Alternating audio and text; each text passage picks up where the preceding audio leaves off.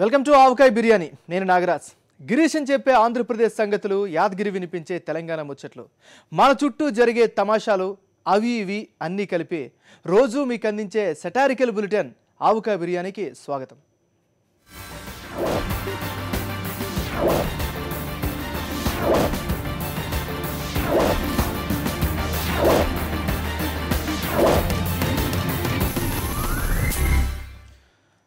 రోమ్లో ఉన్నప్పుడు రోమన్లాగా ఉండాలి అని అంటారు.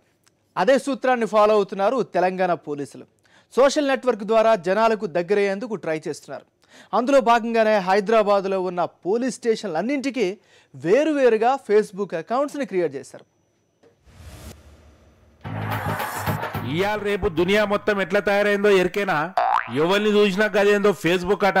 అగో గా ఫేస్బుక్ లో ఫోటోలు పెట్టుడు, వేరేటోళ్ళు పెట్టిన ఫోటోలకు లైకులు కొట్టుడు, షేర్ చేసుడు, పొద్దాకిదే పనిగా. గడికోపారి సెల్ ఫోన్ తీసి ఫేస్బుక్ ఓపెన్ చేసి అటు ఇటు గెలుక్కుంటా గాళ్ళు పెట్టిన ఫోటోలకు ఎవరెవరు లైకులు కొట్టిండ్రో చూసుకుంటా టైం పాస్ చేస్తున్నారు పోరలు. అవునరా యాదగిరి, చాలా మంది ఫేస్బుక్లతో టైం పాస్ చేస్తున్నారు. కొంతమంది అయితే ఆ రోజు ఎప్పుడు నిద్ర లేచారు, ఏ పేస్ట్ తో పొలు తోముకున్నారో, ఏం తిన్నారో ఇవన్నీ ఫేస్బుక్ లో రాయడం, వాళ్ళ ఇంట్లో ఏం జరిగినా అదంతా ఫోటోలు తీసి ఫేస్బుక్ లో పెట్టడం, ఇదే పని. అయితే ఇప్పుడు ఏం దొరికేనా? తెలంగాణలో పోలీసుల నజర్ ఫేస్బుక్ మీద పడ్డది. అలాగైతే ఇప్పుడు ఏం చేస్తారా పోలీసులు? ఫేస్బుక్ చూసేవాళ్ళు అందరినీ తీసుకెళ్లి బొక్కలో వేస్తారా? ఫేస్బుక్ ని మూసేస్తారా? అరే ఆగురాబాయ్, నువ్వు ఒకనివి చెప్పేది పూర్తిగానే నేను. పోలీసులు కూడా ఫేస్బుక్ ఖాతాలు తెరుస్తురట. పోలీసులకు ఫేస్బుక్ తో ఏం పనిరా? దొంగలు పట్టుకోవడమా అనేసి ఫేస్బుక్ తో టైం పాస్ చేద్దాం అనుకుంటున్నారా ఏంటి? ఏహే అది కాదురాబాయ్, ఫేస్బుక్ తోని జనాలకు దగ్గర అవుతారట. Smart police, friendly police system తీసుకొస్తా అని మోడీగా నడమ చెప్పిండు కదా. స్మార్ట్ పోలీస్ అంటే టెక్నాలజీతోని జనాల బాధలు ఏందో తెలుసుకుంటారు, టెక్నాలజీతోనే గా సమస్యలను పరిష్కరిస్తారట. పోలీసుల గురించి జనాలు ఏమనుకుంటున్నారో తెలుసుకుంటారట. గందుకే ఇప్పుడు పోలీసులు ఫేస్బుక్ ఖాతాలు ఓపెన్ చేసిర్రు. ప్రతి పోలీస్ స్టేషన్కి ఒక ఫేస్బుక్ లేకపోతే ఒక వెబ్సైట్ ఉండాలి. చాలా సంతోషం, ఇవాళ మనం హైదరాబాద్లో కూడా ప్రతి పోలీస్ స్టేషన్కి ఒక ఫేస్బుక్ పేజ్ ఓపెన్ చేయబడుతున్నాం. మనం కూడా కమ్యూనిటీకి దగ్గర వెళ్ళాలంటే పోలీస్కి కూడా ఈ ఫేస్బుక్, వాట్సాప్, ట్విట్టర్ దీంట్లో పోవడం తప్పదు. దేశంలోనే మొట్టమొదటి హైదరాబాద్ పోలీసులు 62 పోలీస్ స్టేషన్లకు ఫేస్బుక్ ఖాతాలు తెరిచిర్రు. ఇక్కడ ప్రయోగం మంచిగా సక్సెస్ అయినాక తెలంగాణలో మిగిలిన జిల్లాలకు కూడా సురువు చేస్తారట. ప్రతి పోలీస్ స్టేషన్లో ఒక ఫేస్బుక్ పేజ్ ఉంటే ఏం జరుగుతుంది? ఆ లోకల్ మనుషులు ఎప్పుడైనా వాళ్ళకి ఆ పోలీస్ స్టేషన్ పరిధిలో ఎటువంటి పోలీస్ నీడ్స్ ఉన్నాయి, ఆ నీడ్స్ని వాళ్ళు పోలీస్ స్టేషన్ ఎస్హెచ్ఓకి ఫేస్బుక్తోని వెబ్లో పోయి ఈమెయిల్ ద్వారా వాళ్ళు పంపించారు. అరే యాదగిరి, నాకు డౌట్, ఆ ఫేస్బుక్ లో ఎవరైనా పోలీసులు తీరు బాగోలేదని కామెంట్లు రాస్తే పోలీసులు ఏం చేస్తారా? తప్పులు సరిదిద్దుకుంటారా? లేకపోతే రాసిన స్టేషన్కి తీసుకెళ్లి సీత కొడతారా? అది కాకపోతే రాసిన బాండబూతులు తిరుగుతూ రిప్లైలు ఇస్తారా? ఏహే అట్లెందుకు చేస్తారు? గసొంటి పనులు చేయకుండా ఉండేందుకే గిసొంటి ప్రయోగాలు చేస్తున్నారు. ఏంటో ఈ పోలీసులకు అలవాటు లేని పనులు చేయమంటున్నారు, జనాలతో చక్కగా పద్ధతిగా వ్యవహరించమంటున్నారు, ఎవరిని తిట్టొద్దంటున్నారు, అమాయకుల్ని కొట్టొద్దంటున్నారు. పాపం పోలీసులకి ఎంత కష్టం వచ్చిందిరా యాదగిరి. పడుకున్న గుర్రాన్ని లేపి తన్నించుకోవడం అంటే బీజేపీ నాయకులకు చాలా ఇష్టం కాబోలు. అందుకే ఏదో ఒక దాని మీద కామెంట్ చేయడం, దాని మీద గొడవ మొదలవగానే సారీ చెప్పడం అలవాటైపోయింది. కొన్ని రోజులుగా ఇదే పరిస్థితి. చూసి చూసి చివరకు మోదీ నోరు విప్పారు.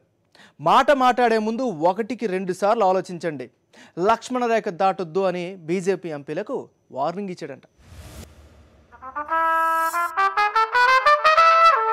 ఎంత గెలిచి రచ్చ గెలవాలన్నారు పెద్దలు. ప్రధాని మోడీ ఈ దేశాలు వెళ్ళి పంచు డైలాగులతో అక్కడ జనం మనసు గెలిచాడు. కానీ ఇంట్లో చూస్తే పరిస్థితి అంతా గందరగోళంగా ఉంది. వాళ్ళ పార్టీ ఎంపీలంతా రచ్చరచ్చ చేస్తున్నారు.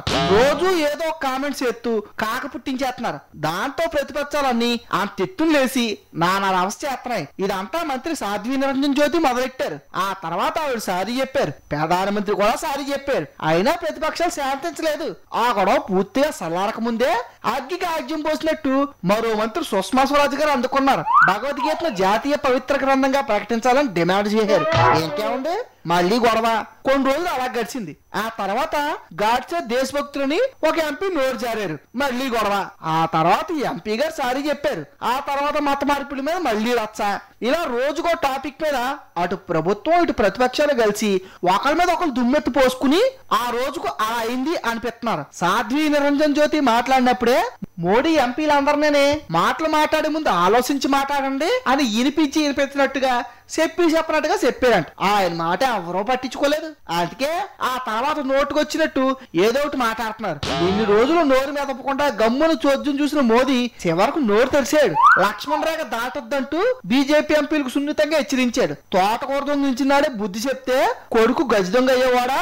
అలాగే ముందుగానే ఒక మీటింగ్ పెట్టి, అరే నాయనలారా, అందరి కళ్ళు మన మీదే ఉన్నాయి, జనాలు మనకు మంచి మెజార్టీ ఇచ్చారు, ఏదైనా మాట్లాడే ముందు కోసంత ఆలోచించి మాట్లాడనని చెప్తే బాగుండేది కదా. అలా చెప్పలేదు కదా. ఎప్పటికైనా లక్ష్మణ్ రేఖ దాటొద్దని పార్టీ ఎంపీలకు చెప్పాడు. పేదాన్ని నోటి నుంచి వచ్చిన లక్ష్మణ్ రేఖ అనే మాటను పట్టుకుని కూడా ప్రతిపక్షాలు ఏమైనా కాంట్రవర్సీ చేస్తాయేమో చూడాలి.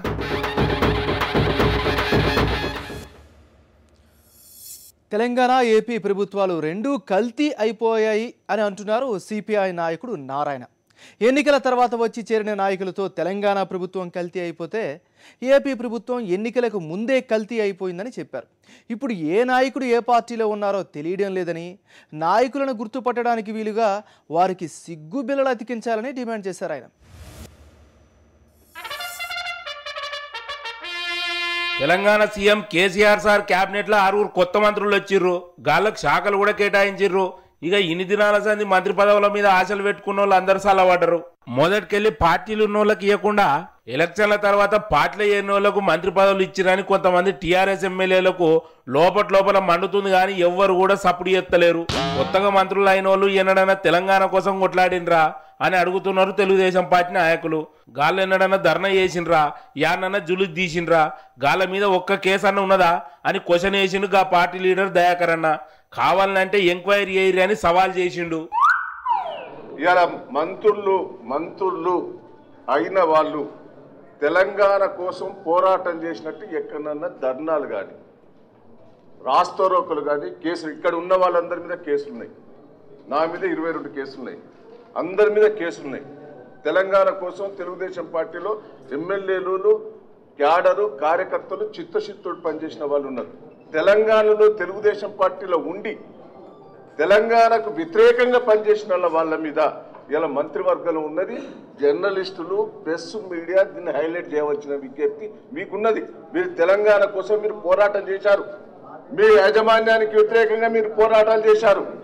ఇవాళ మీరు గుర్తుపెట్టుకోండి, మిమ్మల్ని ఇన్సల్ట్ చేశారు, మిమ్మల్ని ఎన్ని చేయాలో అని చేశారు. మా పార్టీల మీటింగ్లో మేము తెలంగాణ కోసం మేము కూర్చుంటే బైకాట్ చేసిన వాళ్ళు ఉన్నారు. తెలంగాణకు వ్యతిరేకంగా మాట్లాడిన వాళ్ళు మీకు తెలుసాయి. ఇవాళ మీరు నోళ్ళు మూతలు పడ్డా మీ చేతలు రాయకుంటుంటే అది తెలంగాణకు ద్రోహం చేసినట్టు అవుతుందని కూడా నేను విజ్ఞప్తి చేస్తున్నా. తెలంగాణ సీఎం సార్ ఓ కొత్త రికార్డు బ్రేక్ చేసిండు. గా సార్ క్యాబినెట్ లో ఒక్కరు కూడా మహిళా మంత్రి లేరు. మరి మహిళలకు ఎందుకు మంత్రి పదవి ఇయ్యలేదో మాకైతే సమాజైతే లేదా అంటున్నారు మాజీ మంత్రి డీకే అరుణక్క. కానీ ఏ ఒక్క మహిళకు కూడా మంత్రివర్గంలో స్థానం ఇవ్వకపోవటం అనేది మరి ముఖ్యమంత్రి గారు మరి ఎందుకు మహిళలకు ఈ అవకాశం ఇవ్వలేదో మాకైతే అర్థం కాలేదు. కానీ మేము చాలా ఇద్దరికైనా కనీసం ఈ విస్తరణలో మహిళలకు అవకాశం ఉంటుందని మేము భావించినాం. ఏపీ తెలంగాణ గవర్నమెంట్ 2 కల్తీ అయిపోయినాయని అంటున్నాడు సిపిఐ లీడర్ నారాయణ. తెలంగాణ కోసం కొట్లాడని లీడర్ను పిలిచి పీటలేసి కూసబెట్టిండు కేసీఆర్ అని అన్నాడు. ఆంధ్ర రాష్ట్రంలో కానీ తెలంగాణలో కానీ కల్తీల ప్రభుత్వం ఎక్కువైపోయింది. ఇప్పుడు టీఆర్ఎస్ గెలిచింది, కానీ ఇతర పార్టీ అంతా చేర్చుకొని చివరికి మంత్రి పదవులు కూడా వాళ్ళకి అప్పగించి అది కల్తీ ప్రభుత్వంగా మారిపోయింది. తెలంగాణ కోసమే మేము పుట్టాము, తెలంగాణ వాళ్ళకే మేము పదవులు ఇస్తాము, తెలంగాణకి మేము సహాయం చేస్తామని చెప్పిన వాళ్ళు తెలంగాణకు వ్యతిరేకంగా మాట్లాడిన వాళ్ళందరికీ మంత్రి పదవులు ఇస్తున్నారు. ఈరోజు తుమ్మల నాగేశ్వర కానీ తలసాని శ్రీనివాస్ యాదవ్ కానీ ఎవరు వాళ్ళు ప్రత్యేకంగా అనుకూలత కాదు. వాళ్ళు తెలంగాణ కోసం కొట్టాలని పక్కన పెట్టేశారు. ఏపీ గవర్నమెంట్ అయితే ఎలక్షన్ల కంటే ముందే కల్తీ అయిపోయిందని అన్నాడు నారాయణ సారు. కాంగ్రెస్ పార్టీలో ఉన్నోళ్ళల్లో చాలా మంది లీడర్లకు ఇప్పుడు టీడీపీలు ఉన్నారు. ఎవరు ఏ పార్టీ అర్థమైతే లేదు, అంత కలవర గంపలు ఎక్కున్నదని అన్నాడు. చంద్రబాబు నాయుడు ప్రభుత్వం ఎన్నికల ముందే కల్తీ అయిపోయింది. ద్వారాలు తెరిచేశాడు. రండి రండి రండి అని, పుష్కరాలకి జనం రండి అని అన్నట్టుగా మా టీడీపీకి అందరూ రండి అని కృష్ణ పిలిచాడు. అంతా వచ్చారు. ఇప్పుడు మంత్రులు దాదాపు 50-55 మంది కాంగ్రెస్ పార్టీలో టికెట్ ఇచ్చాడు. ఇప్పుడు చూస్తుంటే కదంబం మిక్చర్ ఉంటుంది. ఆ విధంగా ఉన్న గవర్నమెంట్. గతంలో కాంగ్రెస్ పార్టీ మంత్రులుగా ఉన్నవాళ్ళు ఇప్పుడు టీడీపీ మంత్రులుగా ఉన్నారు. గడికోసారి పార్టీ మారే లీడర్లు చాలా మంది ఉన్నారు. గసొంటి నాయకులు ఎప్పుడు ఏ పార్టీలు ఉన్నారో గుర్తుపట్టేందుకు నాయకులకు సిగ్గుబిల్లలు అతికియాలని కొత్త ఐడియా చెప్పిండు నారాయణ సారు. రాజకీయ ఏ పార్టీలో ఉన్నారు, ఏ పార్టీ పోటీ చేస్తారు, ఏ పార్టీ గెలిచారు, వాళ్ళు ఏ పార్టీలో కొనసాగుతున్నారు. చివరికి ఏమవుతుందంటే వీళ్ళందరూ మనం గుర్తుపెట్టుకోవాలంటే రోజుకు ఒక పార్టీ మాత్రం ఏం చేయాలా, ఒక సిగ్గు బిళ్ళ పెట్టుకోమంటున్నాం. జోబుకి ఒక బిళ్ళ పెట్టుకుంటే మేము పలానా పార్టీలో ఉన్నాను అంటే మాకు ఈజీ గుర్తుంటుంది జనానికి. చివరికి బూర్జువా రాజకీయ పార్టీల్లో తిరిగే వాళ్ళు జోబులకి సిగ్గుబిళ్ళ పెట్టుకుని తిరగాల్సిన పరిస్థితి వచ్చింది. విన్నారా, నారాయణ సార్ ఏం మాట్లాడినా గట్లనే ఉంటది. మస్తు సెటైల్ చేస్తాడు. అయితే మొన్న వెంకయ్య నాయుడు కమ్యూనిస్ట్ లీడర్ను ఒక మాట అన్నాడు. ఆయన ఏమన్నాడో మళ్ళొక పారు చూడుర్రి. మన ప్రతిపక్ష మిత్రులు దాన్ని అర్థం చేసుకోవాలని నేను కోరుతా ఉన్నాను. కమ్యూనిస్టు మిత్రులు అర్థం చేసుకుంటారని నేను అనుకోను. ఎందుకంటే వాళ్ళ ఆలోచన వేరు. రష్యా మారినా, చైనా మారినా, భారతదేశంలో ఉన్న కమ్యూనిస్టులు, ఇక్కడ మన తెలుగు కమ్యూనిస్టులు వీళ్ళు మారడానికి సిద్ధంగా లేరు. అందువల్ల వాళ్ళని మనం ఒప్పించడం కోసం ప్రయత్నం చేయడం వాళ్ళ సమయమో మన సమయమో మీ సమయం వృధా అవుతుంది. అందువల్ల వాళ్ళ గురించి నేను పెద్దగా వ్యాఖ్యానం తెచ్చుకోవాలి. ప్రతిదాన్ని వ్యతిరేకిస్తారు. One thing is very clear, వాళ్ళు వ్యతిరేకిస్తారనే విషయం మనకు ముందు తెలుసు. కాంగ్రెస్ మిత్రులతోనే ప్రాబ్లం అంతా. ఎప్పుడు సపోర్ట్ చేస్తారో, ఎప్పుడు వ్యతిరేకిస్తారో, ఎందుకు వ్యతిరేకిస్తారో చెప్పలేము. వెంకయ్య నాయుడుది నాలుకన తాటిమటనా అని అడుగుతున్నాడు నారాయణ. మేము గెలిచినా ఓడిపోయినా జనాల కోసం కొట్లాడతాం, మీ లెక్క ఓడిపోతే ఇంటికి పోయి పండమని జవాబిచ్చును నారాయణ సారు. వెంకయ్యనాయుడు నాలుగా తాటమట్టేది. గతాన్ని మర్చిపోవద్దు. వెంకయ్యనాయుడు ఇరికి చూసుకో. కమ్యూనిస్టులు ఓడినా గెలిచినా ఏనుగు సచ్చినా వెయ్యి వరాలే, బతికినా వెయ్యి వరాలే. పార్లమెంట్లో ఉన్నా లేకపోయినా మా గడాన్ని వినిపిస్తాం, పోరాటం సాగించే శక్తి మాకుంది. మీకుందా? అధికారం లేకుండా పోతే ఇళ్లలో పడుకుంటారు. పోయి ఎవరు కనిపిస్తాడు? చూసిండ్రు కదా యాడికెళ్ళి యాడికి పోయిందో ముచ్చట. నారాయణ సార్ మాట్లాడితే గిసొంటి పంచు డైలాగులు మస్తు వస్తాయి. పో మరిన్ని ముచ్చట్లు చూసే ముందు ఆవకాయ బిర్యానీలో షార్ట్ బ్రేక్ తీసుకుందాం.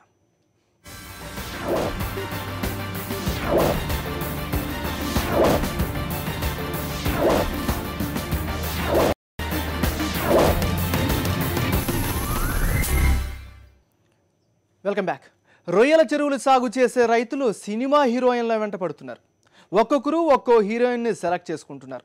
కొందరు మాకు బాలీవుడ్ హీరోయిన్లు కావాలంటున్నారు. రైతులకు హీరోయిన్లతో ఏం పని అనుకుంటున్నారా? అపార్థం చేసుకోకండి. ఆ హీరోయిన్ల కారణంగానే తాము నష్టాల నుంచి గట్టెక్కాం అంటున్నారు వాళ్ళు.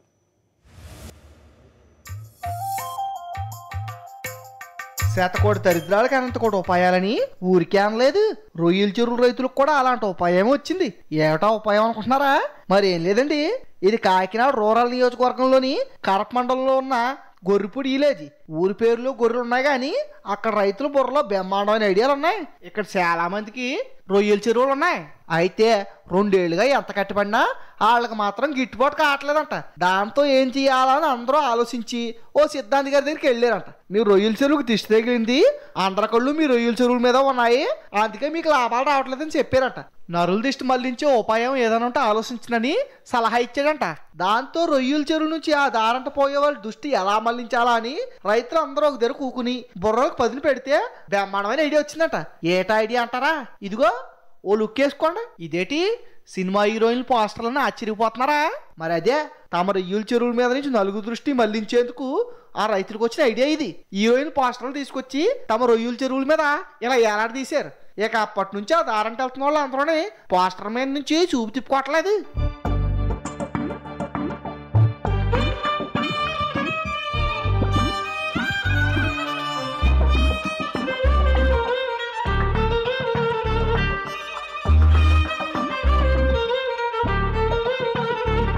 పోస్టర్ ఏలాడదీశాక వాళ్ళకి లాభాలు కూడా వచ్చాయంట.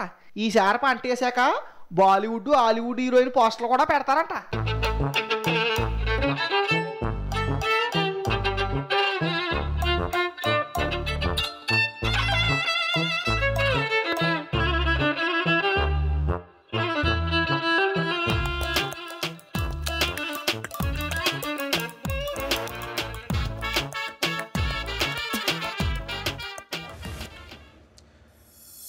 ఏరు దాటే వరకు ఓడమల్లన్న, ఏరు దాటిన తర్వాత బోడి మల్లన్న అన్నట్లుగా ఉంది రెండు ప్రభుత్వాల తీరు అంటున్నారు జనాలు.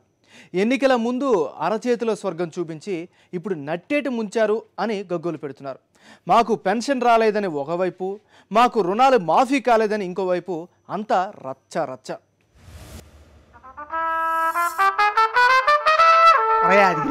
ఏట్రా కౌర్లు కబ్జదారుల గుండెల్లో దడ పుట్టించమంటున్నాడు మా కేసీఆర్ సారు. పేపర్లు చూడలేదా?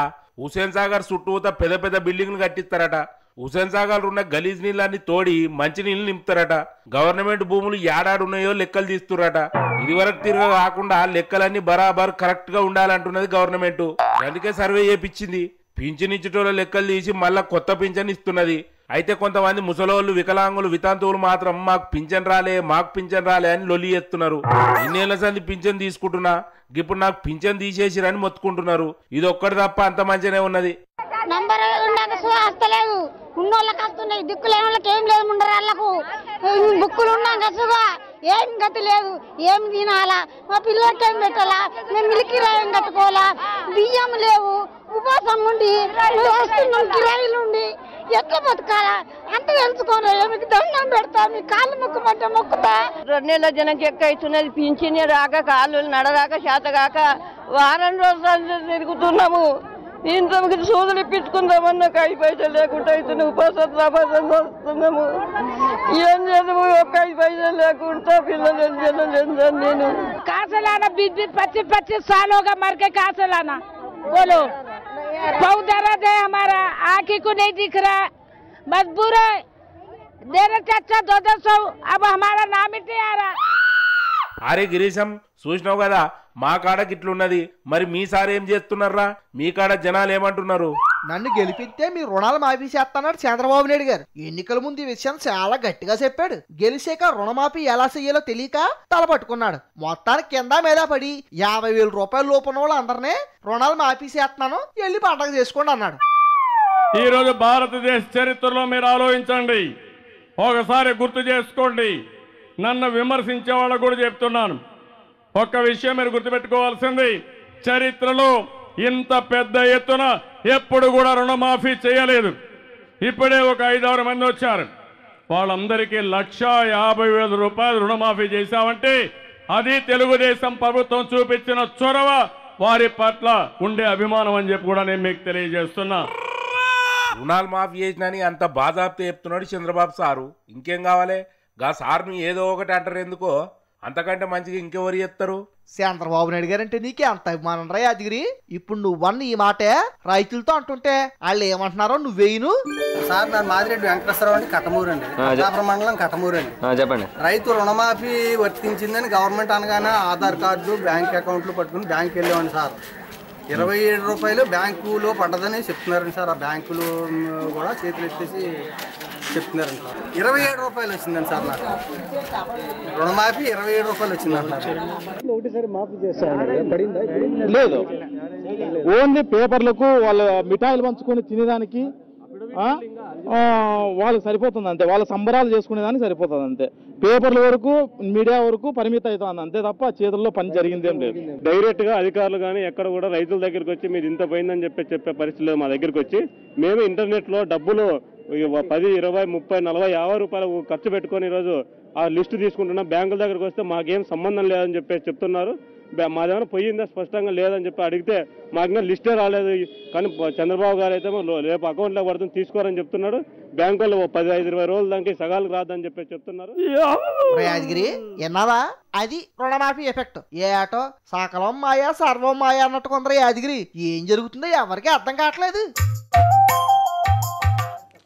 ఇవి ఇవాళ ఆవకాయ బిర్యానీ ముచ్చట్లు. Stay tune to Sakshi.